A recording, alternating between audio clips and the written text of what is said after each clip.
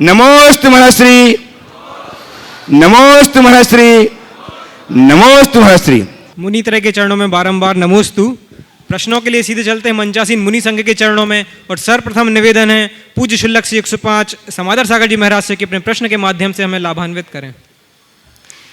महाराज चरणों में नमोस्तु नमोस्तु नमोस्तु। महाराज जी, वर्तमान में धन भी है, साधन भी है, संसाधन भी है, फिर भी आज की युवा पीढ़ी कहो या वर्तमान में जो बुजुर्ग हैं वो असंयम क्यों बढ़ रहे हैं? तो असंयम की गुलामी से किस प्रकार बचे? नमस्ते महाराज जी। असंयम की गुलामी से कैसे बचे? देखिए, इसके लिए सबसे पहली आवश्यकता है आत्मज्ञान। जब तक आत्मज्ञान नहीं हो तब तक आत्मनियंत्रण। असंयम आता क्यों? असंयम हमारे अज्ञान की परिणति। जब तक ऐसे अज्ञान हम पर हावी होगा हम अपने जीवन को संयत नहीं कर सकते। तो सबसे पहली आवश्यकता है आत्मज्ञान के विकास की। जो जो ज्ञान बढ़ता है अपने आप संयम आ जाता है। एक बच्चे में जितनी चंचलता होती है, समझ विकसित होते होते उसकी चंचलता कम होती है। ऐसे ही आध्यात्मिक जगत में जैसे जैसे आत्मज्ञान बढ़ता है वैसे वैसे हमारे अंदर संयम, आत्मनियंत्रण अपने आप बढ़ता जाता है। ऊपर से थोपा नहीं जाता संयम, संयम भीतर से जगाया जाता है। और हम अपनी समझ को विकसित करेंगे, संयम सुनिश्चित तौर पर प्रकट होगा। नमोस्तु पूर्वक निवेदन है परम पूज्य मुनि श्री निर्वेक सागर जी के चरणों में कि हमारी ज्ञान वृद्धि हेतु अपना प्रश्न रखें।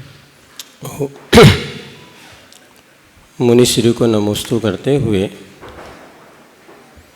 आज प्रातः काल से ही संपूर्ण भारतवर्ष में स्वतंत्रता का उत्सव मनाया जा रहा है।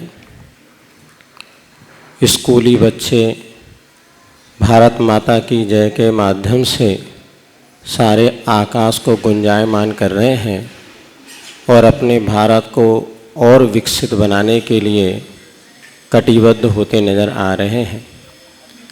विश्व में अनेकों देश हैं, लगभग 195 से ज़्यादा देश हैं, जिसमें जापान है, अमेरिका है, श्रीलंका है, चाइना है और भी बहुत सारे देश हैं। किंतु भारत ही एक ऐसा देश है जिसके साथ में माता शब्द जुड़ा हुआ है। आखिर क्या वजह है कि कभी अमेरिका माता, श्रीलंका माता, इनको माता नहीं, जापान माता नहीं कहा जाता, किंतु भारत को ही माता की उपमा दिए। आखिर भारत भूमि में ऐसी क्या विशेषता है जिससे हमारे सारे देशवासी इस भारत को माँ के समान पूज्य मानते हैं? कृपया सम्मान कर उपकृत करें। नमोस्तु महाराज जी। देखिए, बहुत ही महत्वपूर्ण सवाल महाराज श्री ने आज यहाँ उपस्थित किया। हम अपनी इस धरा को माता मानते हैं और न केवल माता मानते हैं अपितु माता की तरह उसको पूजते भी। आपने पूछा है इसकी वजह क्या है? इसकी मूल वजह है हमारी सांस्कृतिक निष्ठा। हमारी संस्कृति में हमें केवल जन्म देने वाली माँ को माँ नहीं कहा। हमारे जन्म को और जीवन को संवारने में जो भी आधार है उनको माँ की संज्ञा दी गई। हम इस धरती में पले हैं, बढ़े हैं, इस धरती का अनाज खाते हैं, इस धरती का पानी पीते हैं और इसी धरती की वायु का अनुपान करके श्वास लेते हैं। तो जिससे हमारा संपूर्ण विकास हो, या दूसरे तरीके से कहूँ, जो हमें पाले वो माँ है। आपको एक बात बताऊं, ये केवल भारत में मिलेगा। माँ की अवधारणा केवल जन्म से नहीं है। माँ वो है जो हमारा लालन पालन, रक्षण और संभाल करे। हम मुनियों के लिए अष्ट प्रवचन मातृका का वर्णन है। हमारी 8 प्रवचन मातृकाएं यानी माताएं हैं। वो कौन है? 5 समिति और 3 गुप्ती। हमारे शास्त्रों में ऐसा उल्लेख आया कि ये 5 समितियां और 3 गुप्तियां मुनियों का माता की तरह पालन रक्षण करती है, संवर्धन करती है, इसलिए माता है। तो जिस धरती पर हमारा लालन होता है, पालन होता है, जिसमें हम पलते बढ़ते खेलते कूदते हैं, जिससे हमारे जीवन का निर्माण हुआ, वो माता नहीं तो और क्या होगी। इसलिए भारत माता की, समझ गए, ये जयकार करने में कोई हानि नहीं।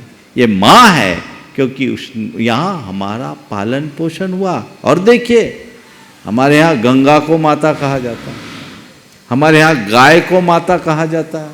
ये बात दुनिया में कहीं नहीं मिलेगी। यही हमारी सबसे बड़ी सांस्कृतिक विरासत है। इसीलिए आज प्रातःकाल मैंने कहा था कि हर व्यक्ति के हृदय में सांस्कृतिक निष्ठा जागने की जरूरत है। जब वो जागेगी तभी कुछ हो सकेगा। बाकी जगह वह बातें देखने को नहीं मिलेगी। बाकी देशों के लिए उनका देश जमीन का टुकड़ा है और भारतवासियों के लिए वो हमारी जीती जागती आस्था है, माता है। वो हमारे लिए प्रणम्य है, बंधनी है। इसलिए हमें उस दृष्टि से उसे देखना चाहिए। गौरव क्षणों के साथ आमंत्रित कर रहा हूं गुणायतन के श्रोमणी संरक्षक और मार्गदर्शक श्री भूपेंद्र कुमार जी रेखा जी झूमर मुंबई, श्री मोनू जैन की आए और आज का ऐतिहासिक कार्य इन्होंने संपन्न किया। मूल नायक की वेदी पर जो है ऊपर अमलासार, गंधकुटी के ऊपर अमलासार स्थापित किया। आइए भूपेंद्र जी, रेखा जी, और मैं आमंत्रित करता रहा हूं श्री एनसी जैन साहब कार्याध्यक्ष गुणायतन और श्रीमती चंद्रकला जी पाटनी मंत्री गुणायतन कि वो आए और हुमड़ परिवार का स्वागत करें। स्वागत, बहुत ही जोरदार तालियां। और इस प्रकार से आज ये जो कार्य है वो पूर्णता की ओर एक कदम और हो गया। मूल वेदी में आज अमलासार शिला स्थापन के रूप में अंतिम कड़ी जो है वो उस वेदिका के ऊपर पूर्ण हुई है और हम बहुत बहुत साधुवाद और सराहना प्रदान करते हैं। नित्य शांति धारा पुण्यार्जक बनने का सौभाग्य भी आज प्राप्त किया है। और प्रथम प्रश्नकर्ता के रूप में मैं आमंत्रित कर रहा हूं श्री सी ए राजेश जैन, सीमा जैन, ऋषभ जूही, सौरभ। आज मेरा सौभाग्य है कि मेरी खुद की जन्मभूमि, अपना तीर्थ क्षेत्र, 15 अगस्त का दिन, मेरे ससुराल वालों की उपस्थिति, गुवाहाटी से मेरी वाइफ है, कि आज मैं गुणायतन से आर्थिक रूप से भी जुड़ रहा हूँ। जुड़ा हुआ तो दिल से हमेशा से था। आपसे मिलकर हमेशा मन में कई तरह की शंकाएं समाधान हेतु आती हैं। वो रुकने के लिए नहीं आती हैं कि वहाँ मैं अटक गया। जीवन के बड़े से बड़े प्रसंग मैंने आपके साथ मिलकर आपके आशीर्वाद से अभी भी पार किए हैं। कुछ गलतियाँ जीवन में हो जाती है तो गुरु व्यक्ति जाता कहाँ है, गुरु के पास आता है तो सारे निवारण हो जाते हैं। 2 ऐसी बातें हैं जो मेरे को लगता है कि चूंकि मैं युवा पीढ़ी से काफ़ी जुड़ा रहता हूँ तो उनके लाभ के लिए ये बात मैं करना चाहता हूँ कि गुरुदेव, एक बात बोली जाती है कि स्त्री लिंग में मोक्ष नहीं होता और एक ऐसी भ्रांति सी महसूस होती है जैसे वो एक क्लास जो है प्रिविलेज नहीं है, वो सिर्फ पुरुष वर्ग के लिए वो प्रिविलेज है। जबकि मेरी मान्यता ऐसी है, जितनी मेरी तुच्छ जानकारी है, कि चाहे पुरुष वर्ग हो चाहे स्त्री वर्ग हो, दोनों को ही मोक्ष प्राप्त करने के लिए आज इस भरत क्षेत्र में एक भाव की आवश्यकता तो दोनों को है। तो उस रूप में शायद किसी को भी कोई प्रिविलेज नहीं है। तो बात की प्रस्तुति वैसी हो तो हमारी जो लड़कियां महसूस करती है। और एक दूसरा प्रश्न भी मैं कर देता हूं गुरुदेव, फिर मौका नहीं रहेगा। वो ये है कि लोग ये बोलते हैं कि ये पंचम काल है, इसमें मोक्ष होता नहीं। तो पंचम काल में मोक्ष अगर नहीं होता है तो फिर विदेह क्षेत्र तो है ही है, चतुर्थ काल में भी 6 महीने में 608 जीव मोक्ष जाते थे। तो ये दोनों बातें अगर देखिए, आपका पहला सवाल, स्त्रियों को मोक्ष नहीं मिलता तो क्या पुरुषों को मिल जाता है? ध्यान रखने की बात केवल इतनी सी है, मोक्ष न स्त्री को होता है न पुरुष को होता है, मोक्ष तो निर्गंथ को होता है। और जिसके अंदर निर्गंथ होने की पात्रता प्रकट हो जाए वो मोक्ष हो जाए। अगर कोई स्त्री है इसलिए मोक्ष नहीं जा रही है, गलत बात। वो निर्गंथ नहीं बन पा रही इसलिए मोक्ष में रुकावट है, ये सही बात। और ये रुकावट केवल स्त्रियों के लिए नहीं है, पुरुषों के लिए भी है। पुरुष भी जब तक सग्रंथ रहेंगे मुक्त नहीं होंगे। इसलिए इस पर्याय दृष्टि से हटिए, द्रव्य दृष्टि पे आगे बढ़िए। पंचम काल में मोक्ष नहीं होता। हमसे एक बार किसी ने पूछा, महाराज पंचम काल में मोक्ष होता? मैंने कहा नहीं होता। तो फिर आप मुनि क्यों बने? हमने कहा मैं मोक्ष पाने के लिए मुनि बना ही नहीं। आप मोक्ष पाने के लिए मुनि नहीं बने? बोले हाँ, मुझे मोक्ष चाहिए नहीं। तो किस लिए मोक्ष में मुनि बने? मैंने कहा मैं मोक्ष मार्ग के लिए मुनि बना। मैं मोक्ष मार्ग के लिए मुनि बना हूं, मोक्ष नहीं है, मोक्ष मार्ग है। ये मोक्ष मार्ग जब एंड तक पहुंचेगा तो फिर चौथा काल आ जाएगा, मोक्ष मिल जाएगा। तो मोक्ष हो या ना हो, मार्ग ही है। हम उस मार्ग का अनुकरण करें, हमारा जीवन धन्य हो जाएगा। और एक बात ध्यान रखना, वो चौथा काल का या विदेश क्षेत्र का जन्म अर्थहीन है जिसमें हमारी आंखें मुदी हो, फूटी हो। और ये पंचम काल का जन्म सार्थक है जहां हमारी आंखें खुल जाए, हम अपने जीवन को आगे बढ़ाएं। बहुत बहुत आशीर्वाद। आज राजेश भाई का एक बार जोरदार करतल ध्वनि से स्वागत कर दे। ये हमारे समाज के एक प्रबुद्ध व्यक्तित्व के धनी हैं और आज जुड़े तो वर्षों से थे ही, ये एक थिंक टैंक के रूप में काम करते रहे हैं और आज इन्हें गुणायतन से संबद्धता प्राप्त हुई है और विधिवत संबद्धता प्राप्त हुई है। ये इसी तरह आगे बढ़ते रहे, यही मेरा आशीर्वाद।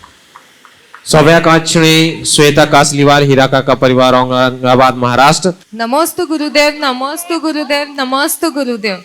गुरुदेव, आज हमारा प्रश्न ये है, आरिका को उपचार से महाव्रती कहते हैं, कहीं कहीं उनको अर्घ चढ़ाया जाता है और कहीं कहीं पर अर्घ नहीं चढ़ाते, तो हम श्रावक ने क्या करना चाहिए?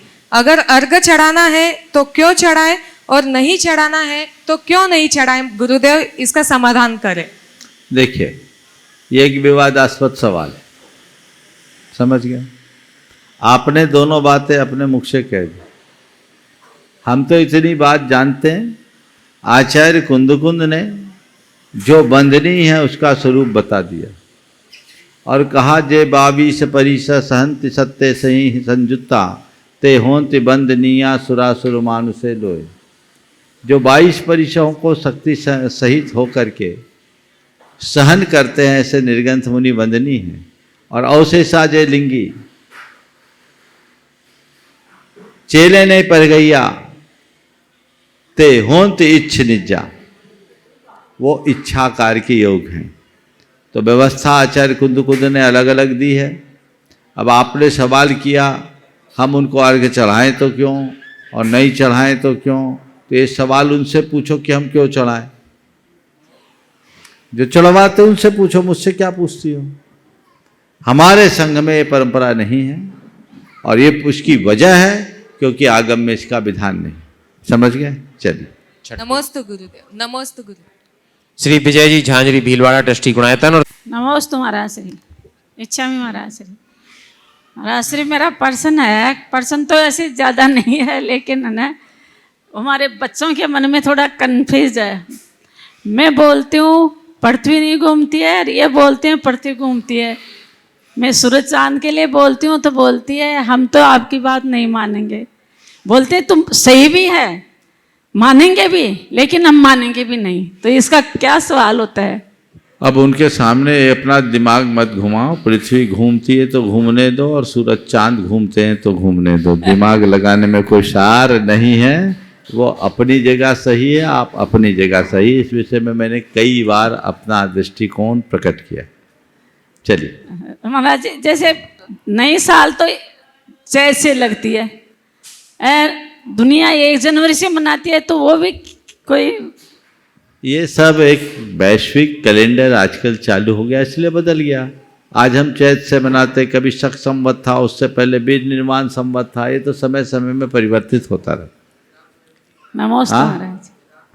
डॉक्टर लक्ष्मीपत नाहटा। सभी मुनि जनों के चरणों में वंदन। गुरुवर, मेरा आपसे प्रश्न है कि आज जैन धर्म इतना ज्ञानी ध्यानी और आप जैसे गुणी साधुओं के रहते हुए हम लोग इतने रोगग्रस्त क्यों हैं?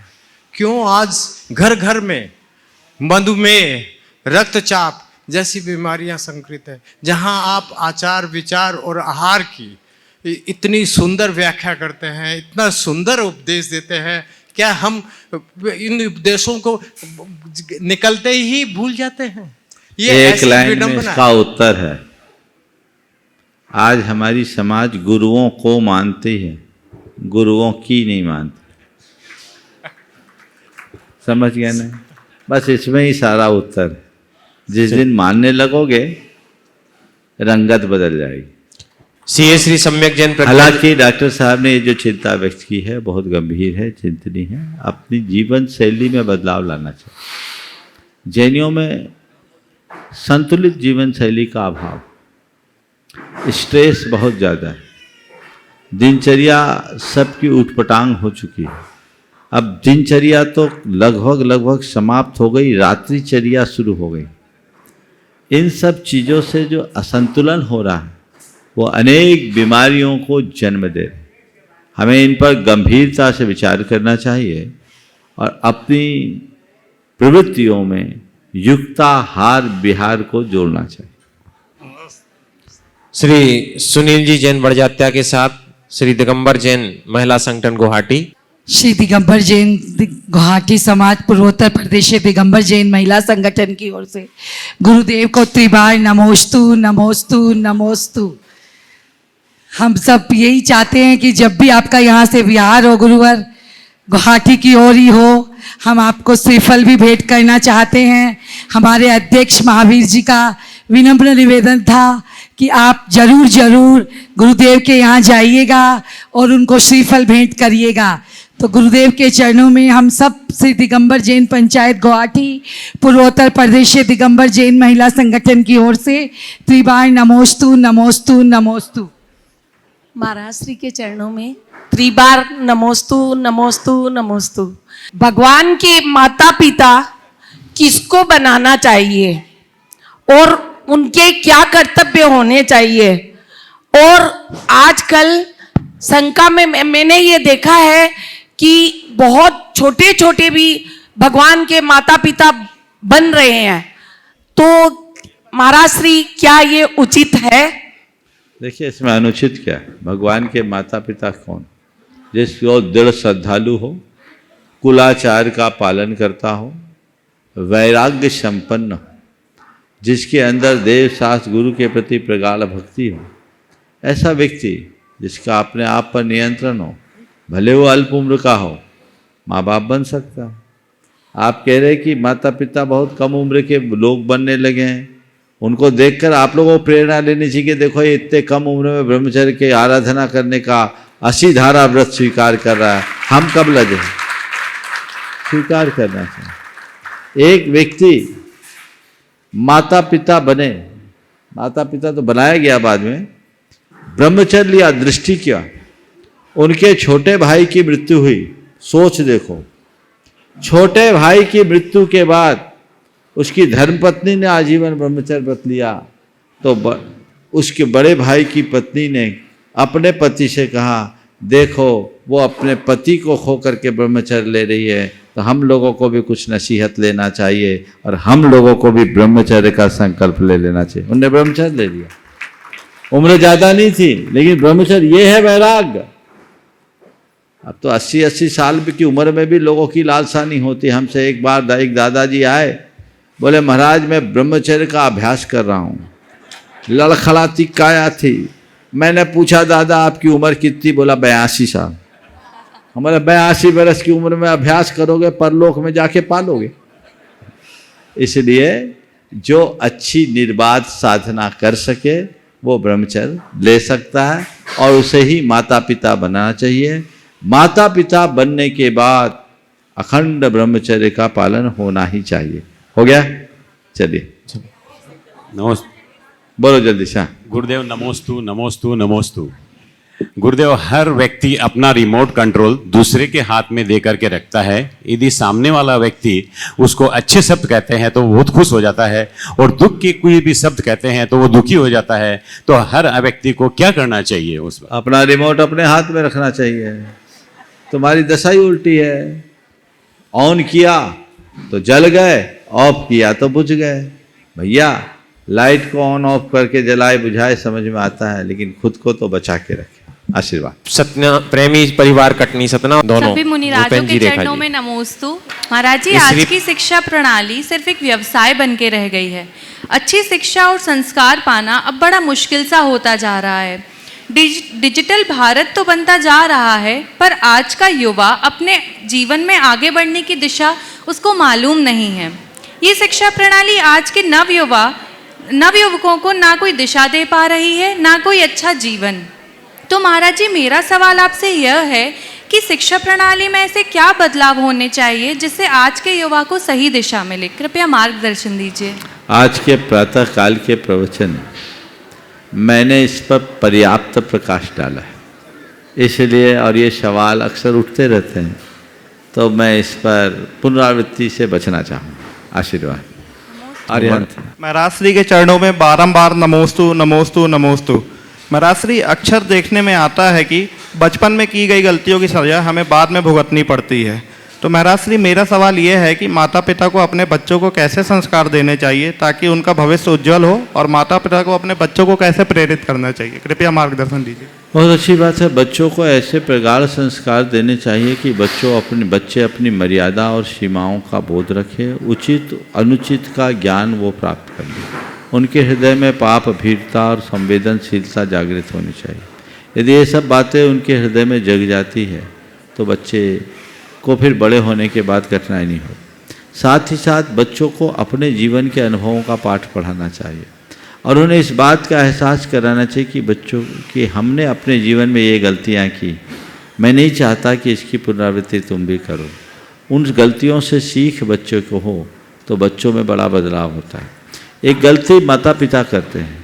माता पिता अपने बच्चों के सामने खुद को बहुत पाक साफ प्रस्तुत करते हैं और बच्चों को उनकी गलतियों पर टोकते हैं, जबकि उन्हें चाहिए कि जिन गलतियों पर आप आज बच्चों को टोक रहे हो उन गलतियों के दौर से आप खुद भी निकले हो। जो गलतियां आप कर चुके बच्चों को बोलो कि बेटे देख, ये गलतियां मुझसे भी हुई थी, हमने अपने माँ बाप की सीख मानी होती तो इस गलती से बच जाते। इसका खामियाजा हमने भुगता, पर हमें ये बहुत बाद में समझ में आई। मैं नहीं चाहता कि जिन गलतियों को मैंने भोगा तुम्हें भी भोगना पड़े। बच्चों को अपने जीवन के अनुभवों को सुनाए, बदलाव आएगा। मेरे संपर्क में ऐसे अनेक लोग हैं जो आज भी अपने माता या पिताजी, खासकर पिताजी की बातों का उदाहरण देते हैं कि मेरे पिताजी मेरे लिए ये बात कह के गए थे, जीवन में ऐसी गलती नहीं करना, और वो उसकी गलती नहीं करते, गांठ बांधे। आज के कितने माँ बाप हैं जो अपने बच्चों को इस तरह से प्रतिबद्ध करते हैं। पुराने समय में ऐसे गांठ बांधने की बातें होती थी क्योंकि माता पिता अपने बच्चों को वैसी सीख दिया करते थे। आज के ज़माने में माता पिता बच्चों को सीख कम, सुविधा ज़्यादा देते हैं, इसलिए बच्चों में जो संस्कार ढलने चाहिए वो नहीं मिल पाता। सुविधाएं कम दीजिए, सीख अच्छी दीजिए, ऐसी सीख जो उनके जीवन की एक सीमा रेखा बन सके, जो उनके जीवन का सुरक्षा कवच बन सके और वे अपने जीवन को बेहतर बना सके। नमोस्तु महाराज। श्री भूपेन्द्र जी रेखा जी हुमड़, शिरोमणि संरक्षक मार्गदर्शक गुणायतन। तैयार रहेंगे श्री NC जैन कार्याध्यक्ष गुणायतन। नमोस्तु गुरुदेव, नमोस्तु गुरुदेव, नमोस्तु गुरुदेव, नमोस्तु मुनिवर, नमोस्तु मुनिवर, नमोस्तु मुनिवर।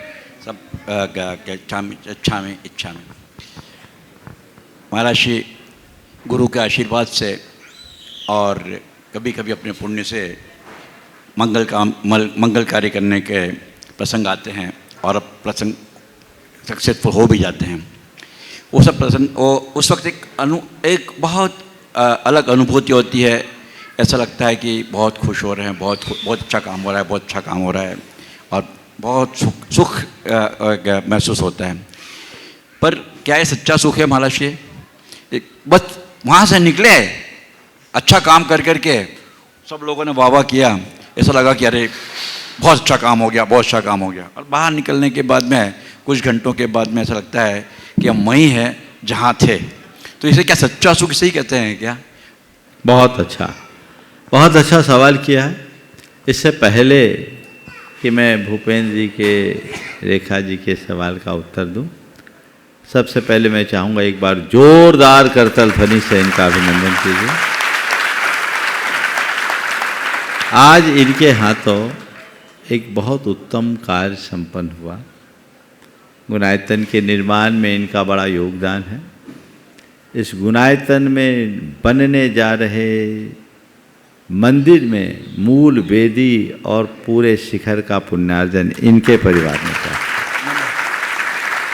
यह इनकी भावना, इनका संकल्प बहुत पुराने समय से था, और आज एक सुयोग मिला कि गुणायतन के मंदिर में रखे जाने वाले आखिरी शिला को इन्होंने अपने हाथों से रखा। यह उपसंहार, अब कोई शिला का आरोपण गुणायतन में शेष नहीं बचा, जो है छुटपुट नीचे के काम है, फिनिशिंग के काम है।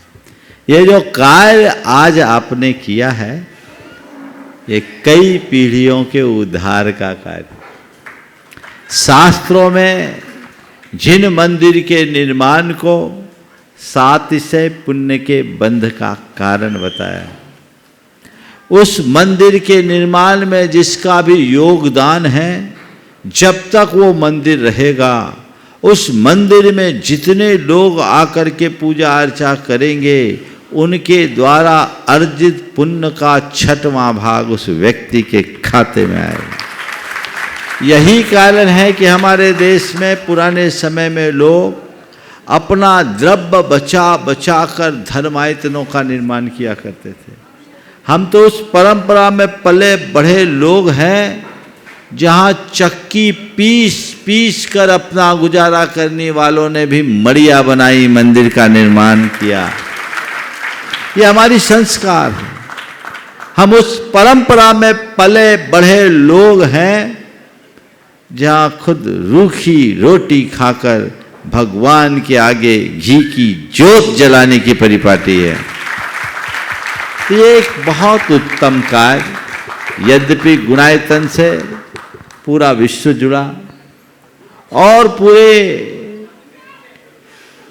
दुनिया के लोगों ने अपनी अपनी शक्ति के अनुरूप योगदान दिया, दे रहे हैं, आगे भी देंगे, और मैं आज उन सबको आशीर्वाद देता हूं जो प्रत्यक्ष और परोक्ष रूप से इसके निर्माण में अपना योगदान दिए। लेकिन बाजी हुमर जी ने मारी है। ये योग इनको मिला, और हुमर जी आज एक रहस्य का उद्भेदन कर रहा हूं। जब आपका निवेदन मेरे पास आया तो उस समय एक सज्जन की और पहले से मेरे पास भावना थी। मैंने आपको स्वीकृति तुरंत दी नहीं थी। मैंने उन तक मैसेज पहुंचाया कि भाई एक और भावना आई है, आप बोलो क्या करना है। तो उन्होंने कहा, महाराज जी मैं तो जुड़ा हूँ ही, अगर ये सौभाग्य वो लेते हैं तो अच्छा है, उन्हें प्रदान कर दीजिए। आपका पर ये आपका भाग्य था, प्रबल पुण्य था।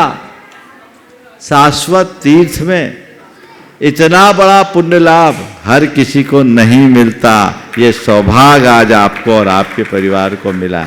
आपका आशीर्वाद महाराज जी, आपका आशीर्वाद। मैं तो आशीर्वाद देता हूं कि आपकी ऐसी ही भावनाएं फलीभूत होते रहे और आने वाले दिनों में और बढ़ चढ़ करके हिस्सा लेते रहे। मन में एक ही लक्ष्य रखो, मेरे द्वारा मेरे जीवन काल में जो भी अर्जित है वो मैं परमार्थ के लिए समर्पित करके जाऊं, जिससे पीढ़ियों का उद्धार हो। ये सोच अपने अंदर हर व्यक्ति को रखनी चाहिए। लोग अपार संपत्ति जोड़ते हैं और एक दिन छोड़कर चले जाते हैं। अपनी संतान के लिए छोड़ते हैं, लेकिन संतान योग्य होती है तो अपने पिता से प्राप्त संपत्ति से कई गुनी संपत्ति बना लेते हैं। उसके काम में वो संपत्ति नहीं आ पाती, वो उसका भोग नहीं कर पाता, और अयोग्य होते हैं तो सब मटिया मेट कर देते, कोई काम में नहीं आता। इसलिए मैं एक सलाह दूंगा आज आप सबसे कि अपने जीवन की संचित निधि को अच्छे कार्य में लगाओ, संतान को एक भाग दो और बाकी सब अपने कल्याण के लिए जोड़ो। ये अपने जीवन का परमार्थ है, और जो इस आदर्श का अनुकरण करते हैं उनका ही भवोद्धार होता है। पुनः मैं भूपेन जी और रेखा जी को, उनके साथ मोनू जो उनके साथ छाया की तरह हमेशा उनके हर कार्य में लगा रहता है, मैं आशीर्वाद देता हूँ कि ऐसे ही भावनाएं फलीभूत होते रहे और आगे बढ़ते रहें। अब आपके सवाल का उत्तर, आपने जो सवाल किया वह भी आपके सोच को प्रकट करता है कि क्या इसमें असली सुख है। देखो, इसमें अल्पकालिक संतुष्टि है और पुण्य का आश्रय है, सुख इसमें नहीं है। सुख नहीं है, सच्चा सुख किसी बाह्य उपलब्धि में नहीं है। सच्चा सुख तो अंतर्मुख होने में है। बाहर के वैभव से तो इंद्र और नरेंद्र को भी सुख नहीं मिलता। सुख की प्राप्ति उन्हें ही होती है जो सर्व संकल्प विकल्पों से मुक्त होकर अपनी आत्मा में स्थिर होते हैं। आपने पूछा कि क्या इसमें सच्चा सुख है, मैं कहता हूं इसमें सच्चा सुख नहीं है, लेकिन इस तरह का सत्कार करने वाले के हृदय में संसार और संसार का राग मिटता है, आकर्षण मिटता है, और उससे अंदर वैराग्य के संस्कार प्रकट होते हैं, और वही वैराग्य के संस्कार कालांतर में आत्मा में ऐसी योग्यता विकसित करते हैं जिससे व्यक्ति तोर सकल जग दंद फंद निज आत्म को ध्याऊं की परिणति पाकर सच्चा सुख भोगते हैं। हम तीर्थंकरों के जीवन चरित्र को जब पलट कर देखते हैं तो उनके संपूर्ण जीवन चरित्र में 10 भव की गाथाएं मैंने बहुत बारीकी से अध्ययन किया। 10 भवों में मैंने देखा तीर्थंकर भगवंतों ने हर मनुष्य पर्याय में मुनि बने, और मुनि बनने से पहले जब तक श्रावक रहे तो उनने दान और पूजा का काम किया, और मुनि बने तो ज्ञान और ध्यान में लीन हुए। उनके द्वारा प्रदत्त दान का संस्कार, उनके द्वारा की जाने वाली पूजा और भक्ति जन्य संस्कार उनकी आत्मा की योग्यता को बढ़ाए, उनकी पात्रता को बढ़ाए। मुनि बने तब साधना किए, फिर गृहस्थ हुए, सदगृहस्थी के साथ दान और पूजा का कर्म किए, और बढ़ते बढ़ते तीर्थंकर प्रकृति का बंध कर आज साक्षात तीर्थंकर हो गए। तो हुमड़ जी अभी सच्चा सुख नहीं मिला, लेकिन सच्चा सुख पाने की ललक जागना भी एक बहुत बड़ी उपलब्धि है। संसार के बहुतेरे प्राणी तो इस भौतिक सुख को ही सर्वस्व मानते हैं और उसके पीछे पागल होते हैं। बिरले भव्य जीव ऐसे होते हैं जिनको सच्चे सुख को पाने की ललक होती है। मुझे बेहद प्रसन्नता है कि आपके मन में ये प्रतिक्रिया आ रही है, क्या इसमें सच्चा सुख है? गांठ बांध लो अंदर, इन सब में कोई सुख नहीं है। सच्चा सुख तो मेरे अंदर है। जब तक मेरे साथ बाहरी संपर्क और संबंध जुड़े हैं, सुख नहीं। सुख तभी फलीभूत होगा जब निज का निज से नाता जुड़ेगा, संबंध जुड़ेगा, ये भाव भी जागृत होते हैं। तो समझना ये हमारे जीवन का पथ प्रशस्त करता है और इससे हम अपने जीवन को बेहतर बनाते हैं। नमस्ते नमस्ते। श्री एनसी जैन कार्याध्यक्ष गुणायतन और द्विवेदी राज्यों के चरणों में मेरा, मेरे परिवार और समस्त मॉडल टाउन जैन समाज दिल्ली का 3 बार नमोस्तु। छुल्लक जी के चरणों में मेरा इच्छामी। मुनिश्री कहते हैं कि समय कब बदल जाए पता नहीं और भाग्य कब साथ छोड़ दे कह नहीं सकते, तो दोनों पे अहंकार नहीं करना चाहिए। लेकिन इसके साथ ये भी कहते हैं कि अगर हम सम्यक पुरुषार्थ करें तो हम अपना समय भी बदल सकते हैं और भाग्य भी बदल सकते हैं।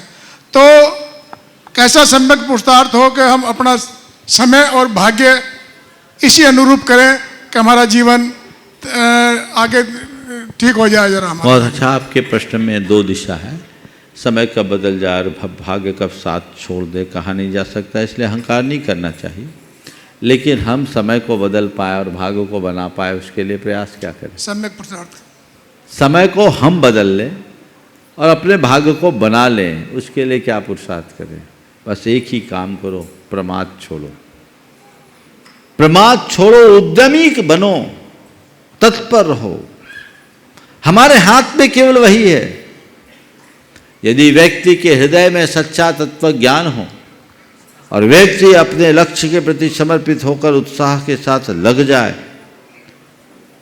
तो वो बिगड़े हुए समय में भी बहुत कुछ अच्छा बना सकता है और अपने भाग्य को सदैव ऊंचा रख सकता है। कदाचित समय खराब भी क्यों न हो, उसका मन खराब नहीं होगा और मन को स्थिर रखना ही जीवन की सबसे बड़ी उपलब्धि। मुनिश्री, एक मुझे निवेदन करना है। हाँ, आप सभी को सादर जय हिंद। और जो पारस चैनल और जनवाणी चैनल के माध्यम से जितने भी श्रोता देख रहे हैं और जो भी हमारे गुणायतन से जुड़े हैं, जिन्होंने दानदाता हैं और जिन्होंने समय समय में दान की घोषणा की और दान देते रहे हैं, उनसे मेरा विनम्र निवेदन है कि समय पे अपनी दान राशि भिजवाएं। गुणायतन का कार्य बहुत तेज़ी से चल रहा है और राशि के अभाव में काम नहीं रुकना चाहिए।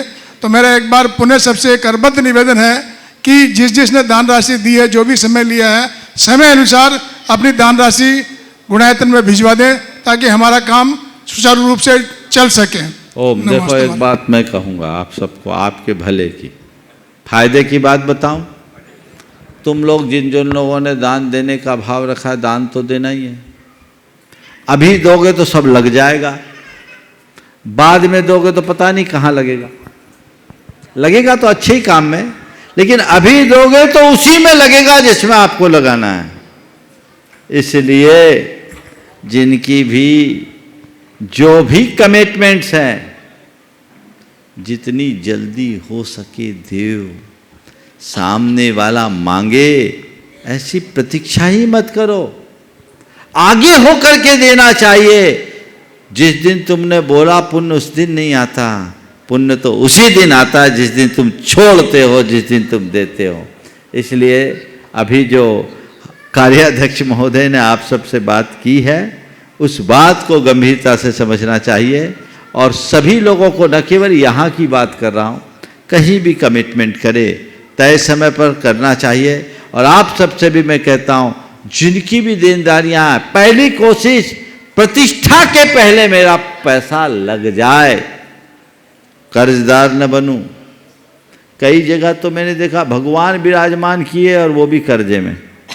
प्रतिष्ठा हो गए, भगवान विराजमान कर गए, प्रशस्ति लिख गई, प्रशस्ति लिख गई, अब पैसे आए नहीं। तो अब बताओ ये कितनी बड़ी धोखाधड़ी भगवान के साथ। ऐसा कर्म कभी मत करना। इसलिए कहीं भी कोई भी कमिटमेंट हो तो उसे तय समय पर पूरा करना। बोलिए। सभी महाराज जी इसके बाद चरणों में नमोस्तु नमोस्तु नमोस्तु। महाराज जी, मुझे 2020 में असाध्य रोग हो गया था, जिससे आपके निर्देशन में, उस समय कोरोना काल में कोई इलाज तो इतना संभव नहीं था, आपका निर्देशन लिया, भावना योग शुद्धि पूर्वक मैंने 5 बजे रात से उठ के की और नमोकार मंत्र लिखा। उसका मुझे इतना प्रभाव हुआ कि मैंने 1 साल में अपनी पूर्णतः बीमारी को ठीक कर लिया और एक वंदना भी कर ली।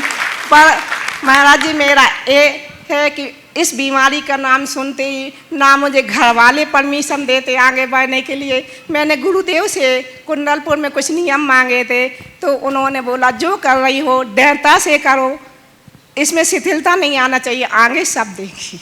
महाराज जी मेरा आशीर्वाद चाहती हूँ, मैं आगे बढ़ूँ और सभी से यही कहना चाहती हूँ कि कोई किसी को कोई भी बीमारी हो जाए तो भावना युक्त शुद्धिपूर्वक श्रद्धापूर्वक निष्ठापूर्वक करने से कोई भी बीमारी हंसते हंसते निकल जाती है। भावना युक्त का इतना मुझ पर प्रभाव पड़ा।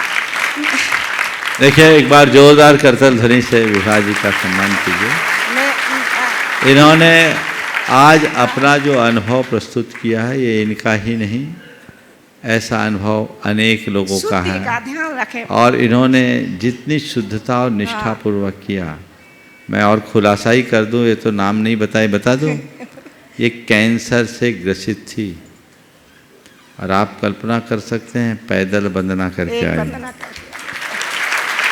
2020 और 2023 अभी कोई दवाइयाँ नहीं चल रही, इन्होंने पूरी तरह फॉलो किया। और जिन जिन लोगों ने भावना योग और उसके साथ नमोकार मंत्र लेखन में तत्परता दिखाई, निष्ठापूर्वक किए, उनने अपनी बीमारी को हराया है। और मैं दावे के साथ कहता हूँ, ठीक ढंग से करोगे अकाल में नहीं मरोगे। मैं ये तो नहीं बोलता कि आदमी बचा रहेगा, क्योंकि आयु पर किसी का जोर नहीं, स्वस्थ आदमी चला जाए, लेकिन अकाल मृत्यु नहीं होगी, ये गारंटी है। आप कीजिए, ये प्रयोग खुद कीजिए, औरों को प्रयोग करने की प्रेरणा दीजिए। और आपके परिवार के लोगों को मैं कहूँगा, नव जीवन पाए हो, मोह में मत पड़ो, आगे बढ़ने के लिए अनुकूलता दो। जितना आगे बढ़ेंगे उतना जीवन का उत्कर्ष होगा। अंतराय मत डालना। महाराज जी मेरा प्रश्न है, वस्तु स्वरूप विचार खुशी से सब दुख संकट सहा कर से वस्तु स्वरूप से क्या तात्पर्य ले? वस्तु स्वरूप मतलब निमित्त नैमित्तिक संबंध है। कर्म के उदय से जो जैसा हो रहा है सो होने दो, जीवन की वास्तविकता को स्वीकार करो और सब चीज़ों को सहन करो। नमोस्तु महाराज जी, नमोस्तु। हाँ, मोनू जैन। श्री नमोस्तु नमोस्तु नमोस्तु महाराज श्री सत्संग चरणों में सादर नमोस्तु नमोस्तु। महाराज श्री, हाँ बोलो। महाराज श्री, मन अगर सबरी जैसा शांत रहे, मतलब ज़्यादा उतावला ना हो, तो फिर प्रभु खुद आ जाते हैं। और मन अगर केकई जैसा चंचल हो तो कोई मंत्रों से ठग लेती है। तो मन को कैसे नियंत्रण में रखें? बहुत बढ़िया। तुमने दो पात्रों की चर्चा की कि मंथरा के चक्कर में पड़ोगे तो ठगे जाओगे, और सबरी जैसे बनोगे तो राम पाओगे। मंथरा के कारण राम का निष्कासन हुआ और सबरी के कारण राम का आगमन हुआ। तुम्हारे सवाल में ही तुम्हारा उत्तर है। नियंत्रण कैसे? सबरी है क्या? सुनो तो, सबरी का मतलब क्या है? सब्र, सब्र, धैर्य, संतोष, इसको अपने जीवन का आदर्श बनाओगे तो ये चीजें अपने आप आने लगेंगी। चलिए, समय आप सबका हो गया, यहीं पर विराम। बोलिए परम पूज आचार्य गुरुवर श्री विद्यासागर जी महाराज।